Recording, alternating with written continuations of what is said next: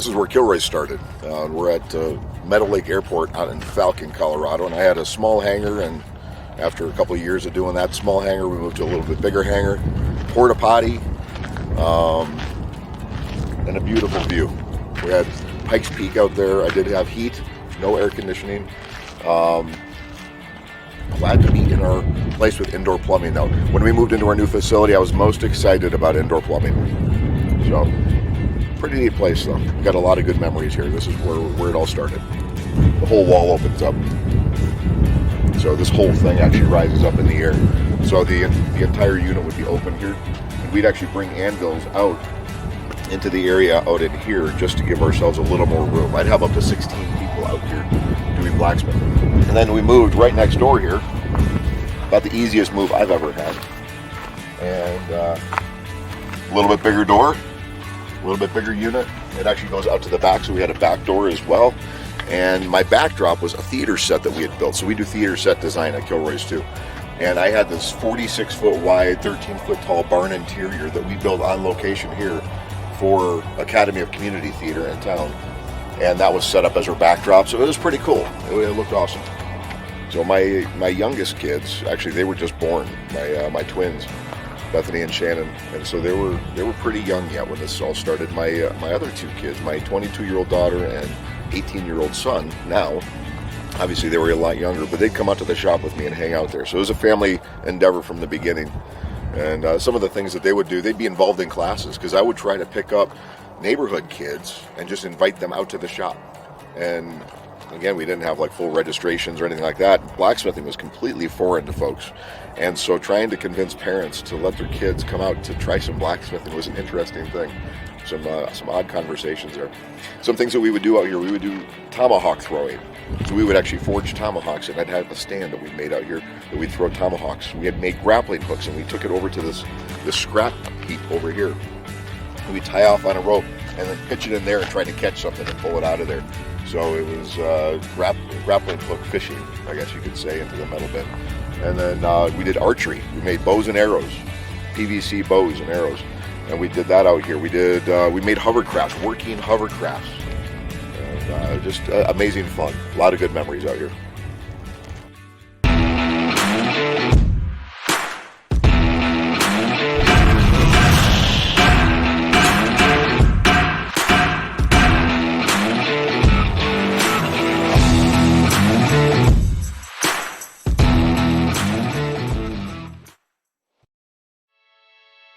So that brings us to our new location here. I say new, we've actually been here for 3.5 years now.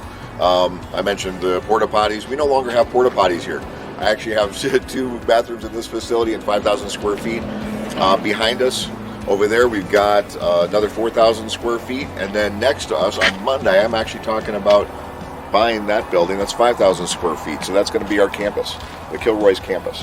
So things have changed a lot in 3.5 years. I've also got 18 employees, where 3.5 years ago, that was just me running solo. So this is really nice. I love it. It's grown a lot, but it's grown in a really, really positive way. And our community of makers has grown too. We added adults in about 3.5 years ago. And so you'll see them all over the place here. We're about 50-50. Last year we had about 2,000 kids and 2,000 adults come through at least one class. And so that's Kilroy's Workshop. Mornings, really a lot of different things have been going on. Saturday mornings especially, they get pretty busy. Like right now we got probably, I think we got at least 20 people in here. We got several classes going on. It gets pretty crazy. Mornings are really cool because everyone's starting the new project. We're continuing one from the last day. So we got a lot of different projects going on, and then kind of a good way to start the morning. Sometimes there's a little bit of cleanup left to do from the night before, but usually we get most of it done the previous day. Then it's just a matter of getting everyone started. I'm Drew Joyner, and basically I come to this blacksmith shop through a class from the Operation TBI Freedom, being a veteran myself, and I loved it so much that I just wanted to stay and make gifts for my family. And the thing that I'm working on right now is actually something personal to me and my father. His father was in the 101st Airborne in World War II and gave him a paratrooper knife, which he then let me borrow, and someone actually stole it from us, and so I'm just trying to replace it. We are etching his blade, and so he's going to put an insignia on there, and along with the name. Whose name is it? My grandfather's. There you go.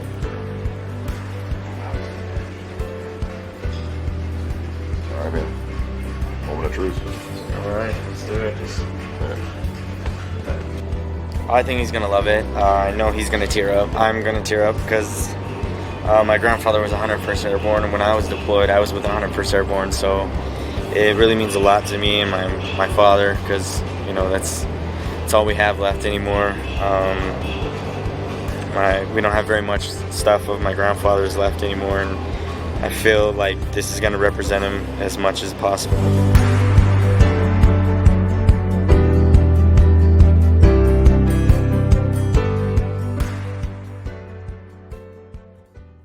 So this is my sixth one I've made so far. I have 3 classics, and then I have 3 other ones, the Night Owl, I have Pre-Vizslas, and then I have the old Death Watch one from the comic book series of Dark Horse. So I gotta work on my welds. I used to weld. I finally got a new welder, so those are gonna be even better. But, yeah, this is just kind of prototypes as far as I'm concerned. So, and then I got these screwed in. I just use elevator bolts. It's better than Chicago screws in my opinion, but yeah, they're like 5 pounds. So I've made vests. My new one right now that I'm making is trying to make the actual gauntlets, so I could eventually do like the flamethrower and stuff like that too. So it's been my childhood dream. Boba Fett's been my hero forever, so it's been awesome.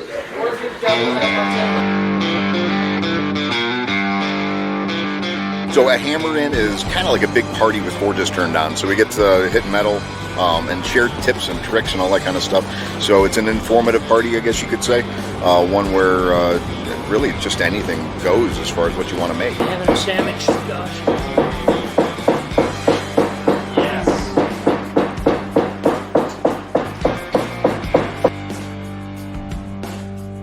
Hammer-in, for those who don't know, come hang out, forge stuff, eat food, hang out with good people, just have a good fun time. Being able to share the skills that I've learned, showing them how to move the steel, how to recognize the heat on there, how to hold the hammer, and seeing how they grow in what they're doing and the ideas that they come up with, it's amazing. Now you want to flatten that out on the next scene. You want to toss it back in? This is great bonding time, father-son, hanging out, getting to talk. It's slow, it's long, good, intentional time together. This is getting my dad away from work. Much work.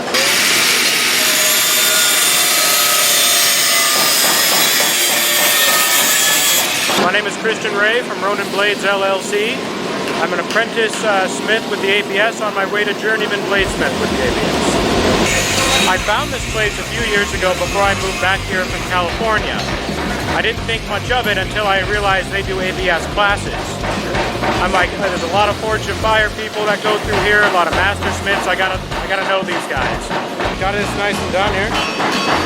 Nice, gentle slicer. Looks kind of like a chef's knife hunter. I don't know. I like it.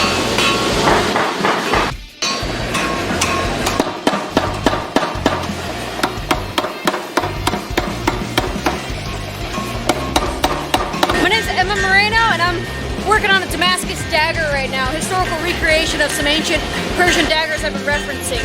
Well, I've been coming here for about 2 years now, and I've always been interested in history. That's my main study, the one I love the most. And so coming here, it's like I get to be a part of history. Blacksmithing is 5,000 years old. And so this is a way for me to be a part of that living history that's still ongoing. I guess what I like the most about blacksmithing is not only is it physical, but it's incredibly mental. It's an art form as much as it's a way for you to sort of get your energy out, hitting some metal. So it engages my body while it engages my brain at the same time. This is an unbelievable opportunity for him. For a first time watching it on TV and to go to actually hammering and forging something within a couple of ours is really, really unique, and we're just grateful. This is a great family experience to do together. It builds a lot of confidence and it explores the creative side of their life. I'm having a lot of fun because it's a new experience for a lot of people. You get to make your own blades. You could go on some shows. A lot of you may know Forge and Fire where you get to win money. I just think it's pretty fun because it's a new thing I get to learn about. I'm 13 and my mom knows Trinity because they're friends from high school. And he said, come on down and he will teach us how to make blades. Well, my name's Trinity. I've been training with Ron for a couple of years. I had to learn the hard way. You know, I read a ton of books, didn't really have any instructors when I was growing up. I started when I was the same age as he was, and I was probably well into my 30s before I had my first formal instructor. So the idea that this school's here and we're teaching kids is a great opportunity to forward the craft. It was a dying craft just 20, 30 years ago. So some of the TV shows have really bred some fire back into the craft. And with schools like this, a lot of people will be able to learn. Well, a friend of mine, Mr. Jim Robertson, passed away this last week. And he liked what we did here at the shop, and so he wanted his tools and some of the stuff at his house to come here so that some of the kids and some of the adults who come in here could make good use of it. So Jim Robertson, good friend. Jim was he was military, and then he was also a locksmith. And he could crack into just about any safe, anything like that. And so he's just a really, really neat individual. So, gonna miss him. So this is all stuff that we got from the state. It's just a bunch of tools. He was a locksmith. So there's just all kinds of different lock parts and tools and whatnot. Yeah, we're just trying to clean up in here and move things in. Well, it's pretty exciting, all right. It really is a great space to work out of for things that we're doing. We're right now making some nice rings.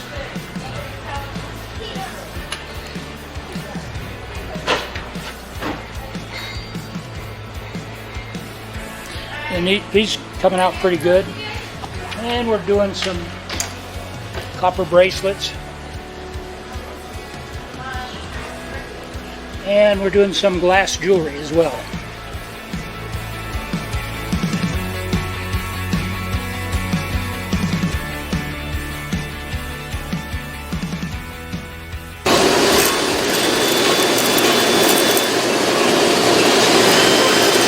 He's doing great. He's loving it. Loves it.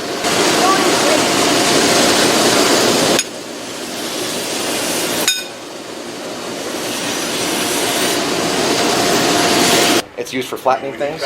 Blacksmiths are very literal people. We name our tools after what they do. So this is a flatter. It flattens things. So we are going to flatter you. I hereby officially flatter you, Blacksmith Apprentice 1. Congratulations. All right, buddy. Good job, dude.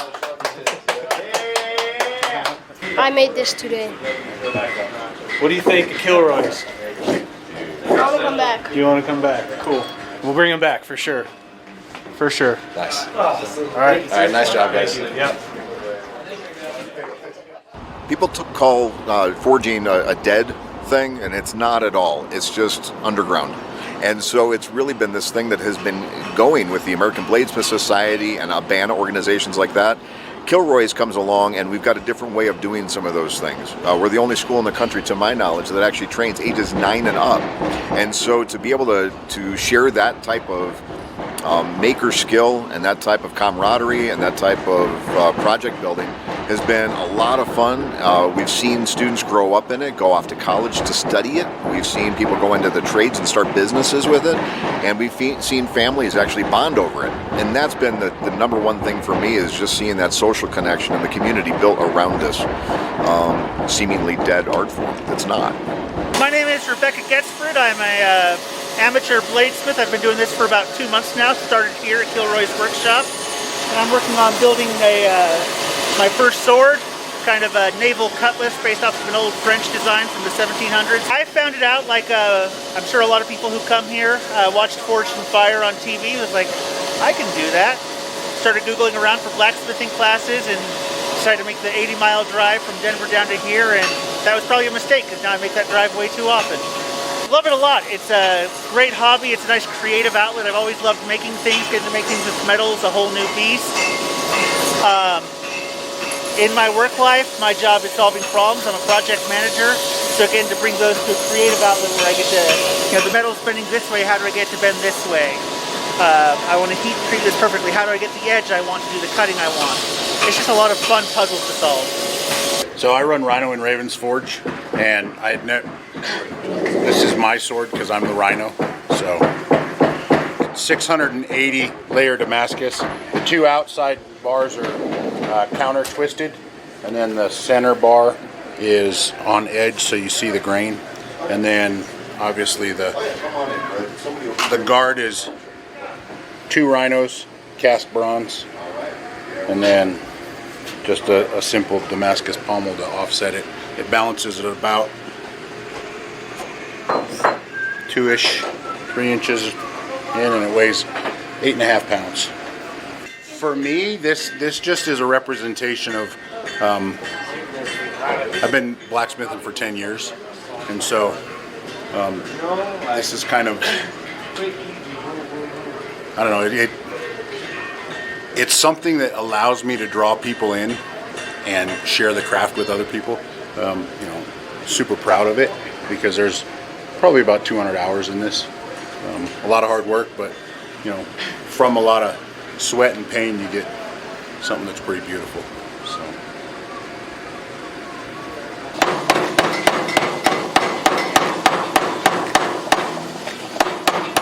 Logan, and I'm making a katana for my first longsword. I've been here like around 2 months, and I looked up blacksmithing because I always wanted to do it, and then I found this place and drove to it, and then found my passion. That's my son Logan, and it is amazing to see him do something he's passionate about and so excited about. He's always been into blades, and this is like a dream come true. This is the only place he ever wants to be. He would sleep out there if I'd let him. Personally, it makes me feel empowered. I can move this and make what I always dreamed of and hear that. So initially the mom instinct is about sharpness and danger, but I think it's pretty amazing and beautiful, and he's had me watch some YouTube videos about how the blades are created and the craftsmanship is included, and I'm digging, I'm getting into it.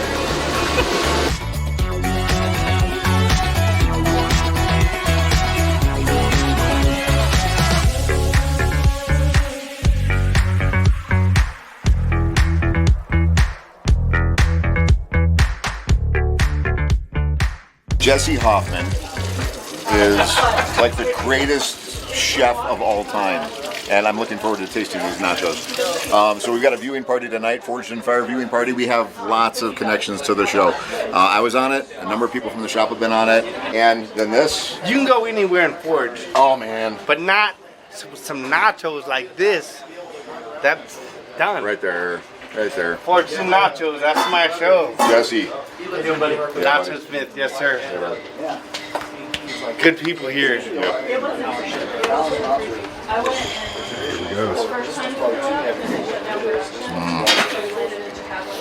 That's so good. So we've got a viewing party tonight. It's on Forged in Fire with some of the folks from the shop who have been on the show. And so they're going to talk through what it was like to be on that episode, talk about some behind the scenes things that happened that got edited out, about some of the challenges with it, because it is real. It's one of the reality TV shows that actually is real. So they start the clock and don't stop it for anything when it gets going. And having the community come around them, it's an encouragement to them, but it's an encouragement to others too to give it a go and keep at it, because they can talk about how they got their start and how it really wasn't that long ago that they got into this craft and how good they've become in a short period of time. Hey everybody, welcome to KILROY'S Workshop. Thanks for coming. So we got 2 episodes tonight. The way we're going to work this is we're going to start off with the guy who went on first and is aired first, and that's Nate Sister. Nate, stand up, say hi. Hey. that, and I'm going to take regular commercial breaks. And so we'll stop in there. He's going to talk about some of the stuff that happened for the show itself, some behind-the-scenes things. And then we're going to take a bit of a break. If you haven't had nachos yet, we've got nachos in the other building. Go get something to drink, restroom break, and then we're going to launch another one. And we've got a few folks in here for that one. Forge and Fire was a great experience. It was hard. It was a lot of fun. You know, I was pushed to do it by Ron. He's like, Jason, you can do this. I didn't really think I could do it, but I went on there and had a great time. So yeah, it was just a great experience, and it really elevated my work. And it went into yeah. Man, I'll tell you, Forge and Fire totally changed my life. You know, I've been making knives since I was little, but didn't really get into actually forging for probably about 3 years ago. And from then to airing on the episode to now, it's just completely, like I said, it changed my life. You know, being able to meet all these professional smiths and gain knowledge that is just unbelievable, and I just feel truly blessed to be able to be here right now. Forge and Fire was a TV show that came out a couple years after we started KILROY'S Workshop, to be honest with you. It's inspired a ton of people, and my going on the show, but even just having the show around in general, has shown a bunch of people that you can get up off the couch and go do something really amazing that you never thought possible, that it's accessible. And so I think Forged and Fire has inspired a lot of makers to come out and give it a shot.